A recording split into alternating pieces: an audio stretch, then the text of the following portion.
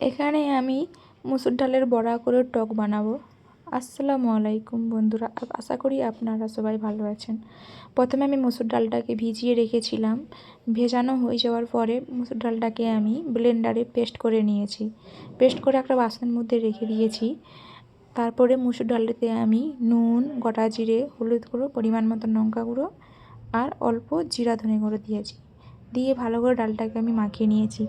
ডালটাকে আমি বড়ার টক করব আমের আচার দিয়ে। এদিকে কড়াই বসিয়ে দিয়েছি, কড়াইয়ের মধ্যে তেল দিয়ে দিয়েছি। তেলেতে আমি বড়াগুলো দিয়ে দিচ্ছি। তেল গরম হয়ে গেছে, সব বড়াগুলো এদিকে দেওয়া হয়ে গেছে। ওইদিকে আমি সরষাটা ভালো করে বেটে নিয়েছি। সরষে দিয়ে আমি বড়াটাকে টক বানাবো। দেখতে দেখতে ডালের বড়া এদিকে একবার হয়ে গেছে, আর যে বাকিটা আছে সেটাও বানিয়ে নেব। ডালের বড়াগুলো আমি একটা প্লেটের মধ্যে তুলে নিয়েছি। প্লেট বলতে ওই যে ডাল যেই বাসনটায় মাখিয়েছিলাম সেই বাসনটাই আমি তুলে নিয়েছি। ওই কড়ার তেলেতেই আমি ফুটনটা করে নেব। কড়ার তেলটা গরম হয়ে গেছে, ওর মধ্যে আমি 5 ফোঁটন আর গোটা লঙ্কা ছিঁড়ে দিয়ে দিয়েছি কড়াতে। ভালো করে নাড়াচাড়া করে নিয়েছি। নাড়াচাড়া করার পরে আমের আচারটাও আমি দিয়ে দিলাম। আমের আচারটাকে দিয়ে ভালো করে এটাকে আমি নাড়াচাড়া করে নিয়েছি।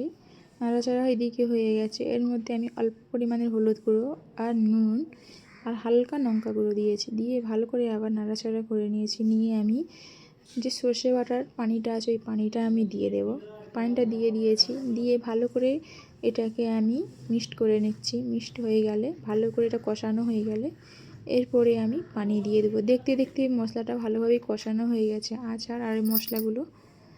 এবার আমি পরিমাণ মতন পানি দিয়ে দেব। পানি দেওয়া হয়ে গেছে। পানিটা ফুটে গেলে, ঝোলটা ফুটে গেলেই তারপরে আমি সর্ষে বাটাটা দেবো। সর্ষে বাটাটা দিয়ে ডালের বড়াগুলো দিয়ে দেবো। এদিকে আমি পরিমাণ মতন পানি দিয়ে দিয়েছি। ততক্ষণ ঝোলটা ফুটতে থাক। ঝোলটাকে আমি ভালো করে নাড়াচাড়া করে নিয়েছি। দেখতে দেখতে ঝোলটা এদিকে ফুটে গেছে। এবার আমি ব্লেন্ডারে যে সরষাটা বেটে রেখেছিলাম সেটাও দিয়ে দিলাম। দিয়ে ভালো করে আবার নাড়াচাড়া করে নিয়েছি। নাড়াচাড়া করে আমি ডালের বড়াগুলোও দিয়ে দিলাম। ডালের বড়াগুলো দিয়ে হালকা ফুটে গেলেই আমি নামিয়ে নেব, আর বেশিক্ষণ লাগবে না। ডালের বড়াগুলো আমি দিয়ে দিলাম। দিয়ে হালকা ফুটে যাক। এদিকে দেখতে দেখতে খুব সুন্দর একটা সেন্টও এসেছিলো টকের। সব বড়াগুলো দেওয়া হয়ে গেছে। এবার এদিকে ডালের বড়াটা ফুটে গেছে, আমি নামিয়ে নেব। নামিয়ে আমি হালকা উপর থেকে সর্ষের তেল দিয়ে দেবো। ভালোভাবেই ফুটে গেছে।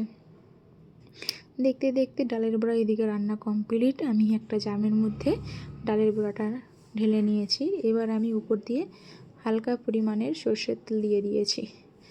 দেখতে কেমন হয়েছে আপনারা বলবেন, আর আপনারা সবাই ভালো থাকবেন। এদিকে ডালের বড়া কমপ্লিট।